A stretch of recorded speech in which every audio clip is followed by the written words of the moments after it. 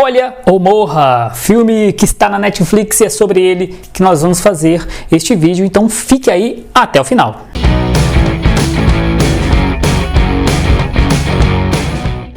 Bom, esse é o lançamento, acabou de estrear na plataforma de streaming Netflix. Escolha ou Morra, vamos falar sobre esse filme nesse vídeo, mas antes eu já peço para você dar aquela força e dar o like nesse vídeo. Aproveita, se inscreve no canal, que não custa nada, e dá aquele apoio pra gente. Aproveita, ativa as notificações para quando sair mais vídeos você ser avisado, e compartilha esse vídeo com todo mundo, tá bom? Vamos falar desse filme, à primeira vista muito interessante, Escolha ou Morra, um filme de terror que está na Netflix, um filme curto, um filme que tem 80 minutos, até um pouco menos. Quem já assistiu outros vídeos meus aqui no canal sabe o quanto eu bato nessa tecla do tempo, da duração dos filmes, do quanto alguns deles são desnecessariamente longos. Esse é bem curto, ainda assim tem alguns momentos que ele fica ali um pouco enrolado, demorado, mas a gente vai falar disso um pouco mais para frente.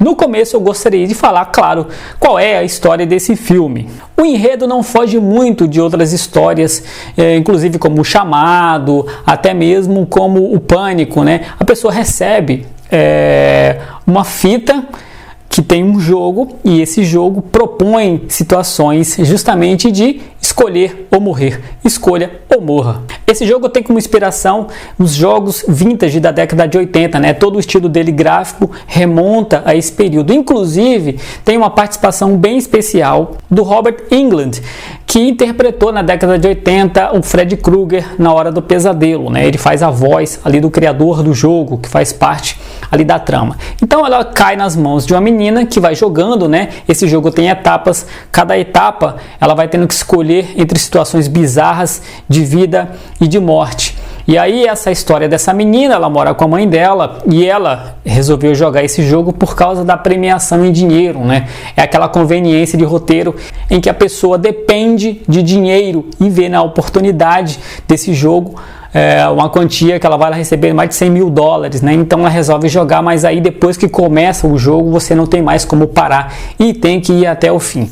Então esse jogo vai se desenvolvendo bem parecido com jogos mortais mesmo, né? Tem uma participação interessante, né, do Asa Butterfield, abre parênteses, um dos melhores nomes, né, para se pronunciar, fecha parênteses, que ele foi quase escolhido aí, uma curiosidade, ele foi quase o Homem-Aranha, perdeu ali para o Tom Holland na final ali da disputa para interpretar esse papel. Ele faz um papel bem coadjuvante mesmo ali ao lado da menina, né? Achei interessante, achei que nos cartazes onde ele aparece, eu achei que ele era o protagonista, mas não. Ele é um coadjuvante até um pouco desnecessário, se você olhar a trama de uma forma geral, né? Então esse filme vai desenvolvendo com essas etapas que essa menina tem que cumprir de escolha ou de morte. E esse filme, assim como outros filmes da Netflix, eu tenho reparado em duas características que esses filmes, assim, de baixo orçamento, sem muita divulgação, que eles têm.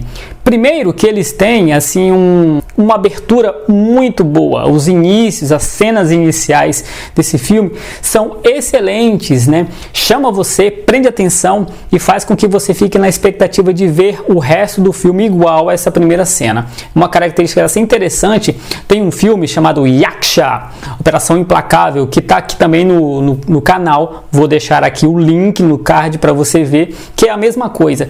Tem uma cena inicial muito boa e você fica esperando que o resto do filme seja igual àquela primeira cena, e não vai sendo. E uma outra característica que eu falei que são duas, é que no final sempre abre uma brecha para uma continuação, né? Um segundo filme. Todos esses filmes têm feito isso, né? É um final muito aberto, assim, que dá aquela margem caso o filme faça um sucesso para uma continuação.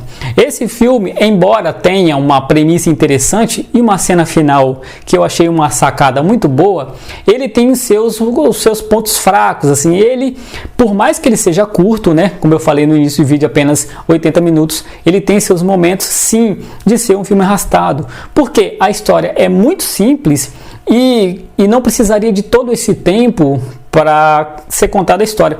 Em 40 minutos, isso está mais para um episódio de uma série de terror do que para um filme, né?